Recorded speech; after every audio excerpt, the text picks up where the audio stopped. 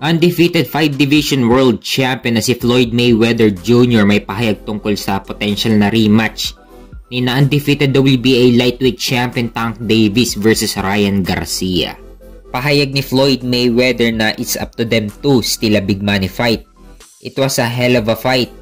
That was a minor setback for a major comeback for Ryan, making millions and loving life. That's what it's about. So nakadepende na sa kampo ni na Tank Davis at Ryan Garcia kung interesado pa rin patungkol sa rematch ng dalawa.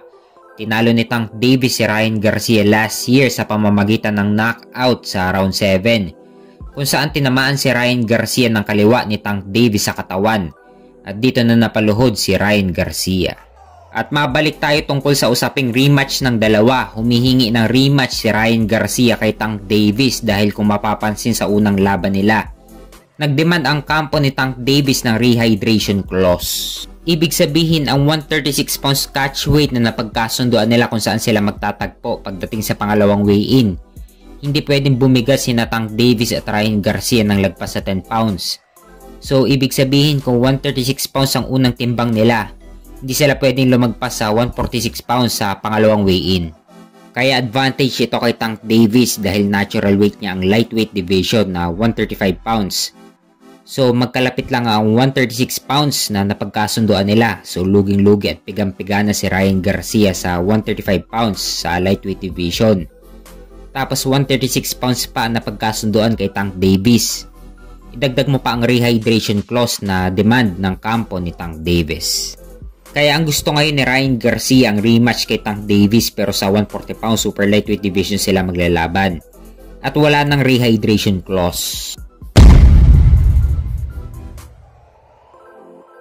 Sa kabilang banda naman, undefeated welterweight prospect na si Conor Benn hinahamon si IBF welterweight champion Haron Ennis. Kung mapapansin, walang gustong pumalag kay Haron Ennis sa welterweight division at maging si unified welterweight champion Terence Crawford. Sinabing hindi siya interesado na labanan si Haron Ennis dahil wala naman daw mapapala si Crawford. Pahayag ni Conor Benn na kahit na tinatawag si Ennis na boogeyman ng 147 pounds, wala daw siyang pakialam, nakahanda daw niyang labanan si Haron Ennis. Magandang laban ito sa welterweight division para sa undefeated at pares may knockout power. May kartada si Conor Benn na 23 wins with 14 knockout at walang talo. Samantalang si Haron Ennis ay may kartada ng 31 wins with 28 knockout at walang talo. Huling laban ni Conor Benn laban kay Peter Dobson kung saan panalo si Conor Benn via unanimous decision. Hindi man impresibo ang panalo ni Conor Benn laban kay Peter Dobson pero magbibigay pa rin ito ng mahirap na laban kay Haron Ennis. Samantalang si Haron Ennis huling laban niya laban kay Royman Villa kung saan panalo si Haron Ennis via knockout sa round 10. Hawak niya ngayon ng IBF lightweight title.